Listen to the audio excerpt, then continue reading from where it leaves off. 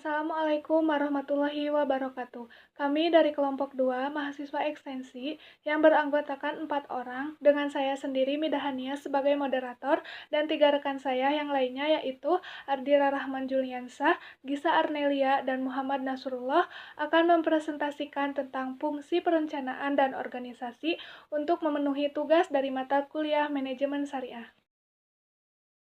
Latar belakang, manajemen adalah aspek krusial dalam setiap organisasi, baik itu bisnis, lembaga non-profit, maupun entitas lainnya.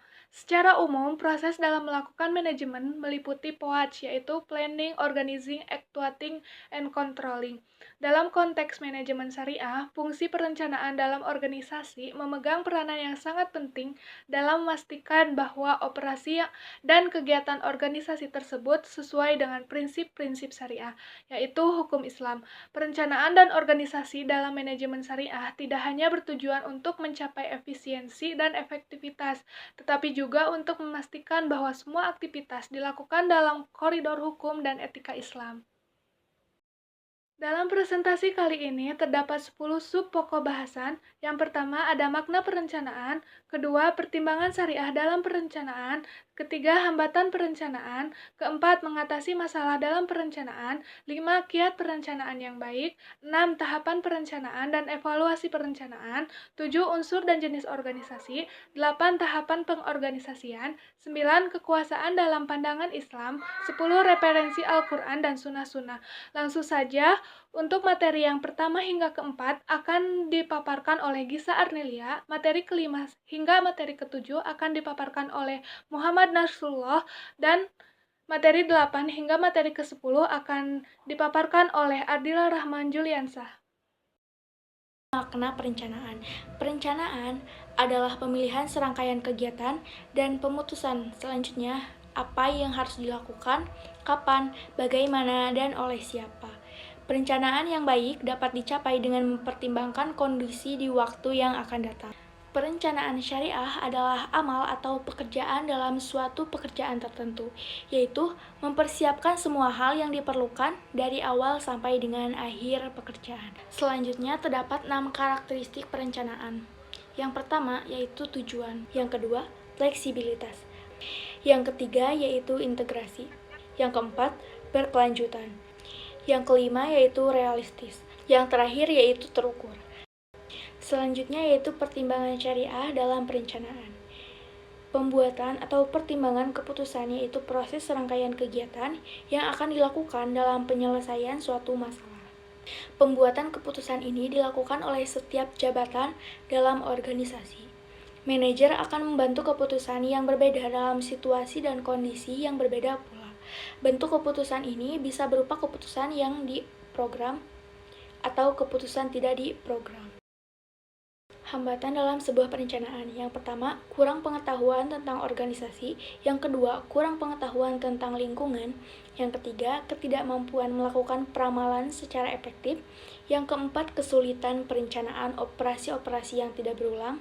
Yang kelima, ada biaya. Yang keenam, takut gagal. Yang ketujuh, kurang percaya diri. Dan yang kedelapan, ketidaksediaan untuk menyingkirkan tujuan-tujuan alternatif.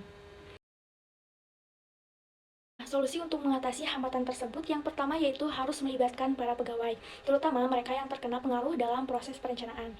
Yang kedua yaitu memberikan banyak informasi kepada para pegawai tentang rencana dan kemungkinan akibat-akibatnya, sehingga mereka memahami perlunya perubahan, manfaat yang diharapkan, dan apa yang diperlukan untuk pelaksanaan yang efektif. Yang ketiga, mengembangkan suatu pola perencanaan dan penetapan yang efektif, suatu track record yang berhasil mendorong kepercayaan kepada para pembuat rencana, serta menyebabkan rencana baru tersebut diterima. Yang keempat, menyadari dampak dari perubahan-perubahan yang diusulkan terhadap para anggota organisasi dan memperkecil gangguan yang tidak perlu. Yang kelima, memastikan data-data dan sumber daya yang akan digunakan bersifat akurat untuk mengurangi adanya kesalahan dalam proses perencanaan. Kiat perencanaan yang baik. Menurut Abdurrahman, perencanaan atau planning adalah kegiatan awal dalam sebuah pekerjaan, awal dalam bentuk memikirkan hal-hal yang terkait dengan pekerjaan itu agar mendapat hasil yang optimal. Perencanaan itu penting karena yang pertama, memberikan arah kepada manajer dan non-manajer. Yang kedua, mengurangi ketidakpastian dan mendorong para manajer untuk melihat ke depan dengan mengantisipasi perubahan. Yang ketiga, memperjelas akibat dari berbagai tindakan yang mungkin dilakukan oleh para manajer dalam merangkai menanggapi perubahan.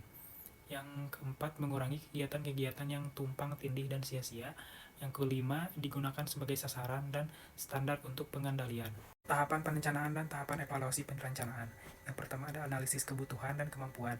Secara fisik dan mental perlu dipahami apakah misalnya diperlukan membuka suatu usaha rumah makan di daerah tersebut. Yang kedua, analisis kekuatan dan kelemahan atau analisis SWOT. Yang ketiga, menyusun program dan langkah kerja. Hasil kedua macam analisis tersebut bisa dijadikan dasar yang kuat seorang manajer atau pejabat suatu instansi pemerintahan, misalnya dalam menyusun langkah kerja. Yang keempat, ada evaluasi atau penilaian. Bukanlah suatu perencanaan yang baik kalau tanpa evaluasi perlu dan harus dilakukan di awal, di tengah, dan di akhir perencanaan. Unsur dan jenis organisasi. Menurut Hafid Hudin dan Tanjung, organisasi mempunyai dua arti, yaitu wadah dan proses yang dilakukan bersama-sama. Jadi inti dari perorganisasian adalah interaksi antar orang dalam sebuah wadah untuk melakukan suatu tujuan yang sama. Organisasi adalah kumpulan orang-orang yang bekerja sama dalam berbagai aspek kehidupan. Dalam suatu organisasi harus dipenuhi beberapa syarat atau unsur, yaitu yang pertama, adanya dua orang atau lebih sebagai anggota atau bagiannya. Yang kedua, adanya maksud untuk saling bekerja sama di antara para anggotanya. Yang ketiga, adanya pengaturan hubungan dari interaksi para anggotanya. Yang keempat, adanya tujuan yang hendak dicapai dari adanya organisasi tersebut. Tahapan pengorganisasian. Yang pertama yaitu membebaskan diri dari belenggu keterbelakangan, mengembalikan manusia kepada fitrahnya yaitu tauhid dan kebebasan, serta nilai-nilai kemanusiaan. Artinya bahwa upaya untuk memberdayakan sumber daya yang dimiliki terikat dengan norma-norma Islam yang mulia, mengangkat derajat manusia dengan mengembalikan kepada fitrahnya sebagai hamba Tuhan. Kedua yaitu menguatkan karakter identitas keumatan, yaitu pengorganisasian yang dilakukan berdasar pada asas kebersamaan dan persaudaraan yang diikat oleh tali keimanan, menjauhkan diri dari egoisme dan kediktatoran. Hal ini terlihat bagaimana Islam tidak memandang fisik dan penampilan seseorang, akan tetapi melihat ketakwaannya. Ketiga, membangun nilai solidaritas sosial, nilai iman, Islam dan takwa, nilai egalitarisme dan universalitas. Dengan semangat kebersamaan, meyakini bahwa yang menjadi tolak ukur kemuliaan manusia adalah iman dan takwa seseorang. Hal ini dirasa mampu menumbuhkan harmonisasi dan mengimplementasikan prinsip pengorganisasian dalam kegiatan apapun. Kekuasaan dalam pandangan Islam. Dalam pandangan Islam, kekuasaan adalah bagian dari perintah syariat yang sangat penting dan menjadi potensi ladang amal kebaikan yang berbuah pahala yang sangat besar. Tapi sebaliknya, jika disalahgunakan akan mendapatkan murka Allah dan siksa neraka. Kekuasaan sebagai sarana berbuat kebaikan dan mencegah kerusakan. Kekuasaan berwenang menangani urusan kemasyarakatan dengan aturan-aturan yang sejalan dengan tuntunan Allah dan Rasul-Nya. Menurut Al-Maududi, tahun 1993, konsep hukum perundang-undangan terhadap pilar kekuasaan negara dalam sistem Islam adalah sebagai berikut. Yang pertama yaitu kekuasaan legislatif dalam Islam. Kekuasaan legislatif dalam sistem Islam merupakan bagian terpenting dalam kekuasaan umum di negara, sebab dialah yang melakukan penetapan perundang-undangan dan berbagai hukum yang mengatur urusan negara. Adapun kekuasaan legislatif dalam Islam, maka pendapat yang kuat dalam fikih Islam terdapat dua arah pandangan dalam penentuannya. Yang pertama yaitu mengikat penentuan kekuasaan ini dengan makna yang dimaksud oleh syariat. Yang kedua yaitu mengikatnya dengan makna kepemimpinan. Dan yang kedua yaitu kekuasaan eksekutif dalam Islam. Yang dimaksud kekuasaan eksekutif di negara kontemporer adalah negara yang memerintah dan melaksanakan perundang-undangan, menjalankan pemerintah dan kemaslahatan umum. Lembaga ini terdiri dari semua yang bertanggung jawab di pemerintahan seperti kepala negara, para menteri, dan para pegawai. Pembentukan lembaga eksekutif dalam Islam tidak berada dengan sistem kontemporer, sebab lembaga ini terdiri dari para pejabat, pegawai pemerintah, seperti kepala negara, menteri, amir, muhtasib, dan kepolisian. Dan yang ketiga yaitu kekuasaan yudikatif dalam Islam. Tugas lembaga yudikatif adalah memutuskan perselisihan yang dilaporkan kepadanya dari orang-orang yang berseteru dan menerapkan hukum perundang-undangan kepadanya dalam rangka menegakkan keadilan di muka bumi dan menetapkan kebenaran di antara orang-orang, menyelesaikan perkara-perkara perbantahan dan permusuhan, pidana dan penganiayaan, mengambil hak dan orang durjana dan mengembalikan kepada yang punya, melindungi masyarakat dan mengawasi harta, wakaf, dan lain-lain persoalan yang disampaikan kepada pengadilan. Referensi Al-Quran dan Sunnah. Perencanaan dalam perspektif Al-Quran. Yang pertama yaitu ada Quran Surat Al-Hasyr ayat 18. Makna umum dari ayat tersebut adalah sebuah peringatan dan seruan. Ayat ini khususnya ditujukan kepada orang yang bertakwa, mengingat mereka untuk memperhatikan baik buruk dari perbuatan yang telah mereka lakukan di masa lalu. Ayat ini menekankan pentingnya refleksi diri dan evaluasi terhadap tindakan-tindakan yang telah dilakukan sebelumnya. Dan yang kedua yaitu Quran Surat Fatir ayat 11. Ayat tersebut menggambarkan pentingnya mendokumentasi proses dan langkah-langkah dalam suatu perencanaan. Dengan menulisnya dalam buku catatan, dapat dengan mudah mengontrol dan melacak jalur yang telah direncanakan. Dan yang ketiga yaitu Quran Surat Al-Hadid ayat 22. Dari sini dapat diambil hikmah bahwa dalam suatu perencanaan sangat memerlukan ilmu-ilmu yang berkaitan perencanaan itu sendiri dan apa-apa yang akan direncanakan nantinya, agar perencanaan tersebut betul-betul terrealisasi sesuai dengan tujuan pencapaiannya. Islam mengajarkan bahwa perencanaan yang komprehensif melibatkan lebih dari sekedar strategi berpikir. Dan yang keempat yaitu Quran Surat Al-Anfal ayat 60. Pada Surat Al-Anfal ayat 60, Allah Subhanahu wa taala berfirman kepada kaum muslimin agar mempersiapkan pasukan mereka sebaik-baiknya. Pasukan militer muslim harus kuat agar musuh merasa getar dan tidak jadi melakukan penyerangan terhadap kaum muslimin. Untuk memperkuat pasukan ini, kaum muslimin diharapkan untuk memberikan sumbangan sesuai dengan kemampuan mereka, dengan tujuan terbentuknya pasukan Islam yang tangguh. Dan yang B yaitu perencanaan dalam perspektif al-hadis atau sunnah.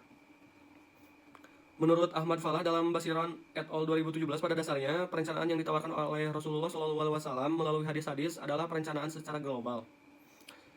Dari Ibnu Umar radhiyallahu anhu, ia berkata, Rasulullah SAW telah memegang pundakku, lalu beliau bersabda, jadilah engkau di dunia ini seakan-akan perantau, atau orang yang sedang menempuh perjalanan. Ibnu Umar berkata, jika engkau di waktu sore maka jangan menunggu sampai waktu pagi, dan sebaliknya, jika engkau di waktu pagi maka janganlah menunggu sampai di waktu sore, dan gunakanlah sehatmu untuk sakitmu, dan gunakanlah hidupmu untuk matimu. Dari penjelasan hadis dapat disimpulkan bahwa di mana waktu terus bergerak, bergeser dan berputar, jangan sampai manusia hanya berdiri dari satu titik. Bergerak berbuat mempersiapkan diri tatkala ada kesempatan. Bergerak dan berbuat selagi pagi, selagi kuat, selagi muda. Jangan nunggu malam. Menunggu sakit atau menunggu mati. Memanfaatkan momentum adalah kata kunci bagi perencanaan.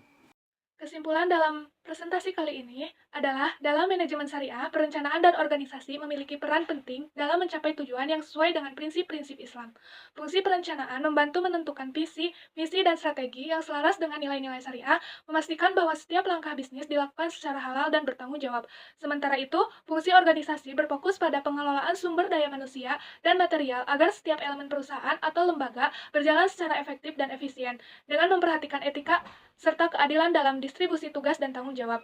Kedua fungsi ini saling melengkapi untuk menciptakan sistem manajemen yang tidak hanya berorientasi pada keuntungan duniawi, tetapi juga pada keberkahan dan kesejahteraan umat. Sekian materi yang dapat kami sampaikan. Wassalamualaikum warahmatullahi wabarakatuh.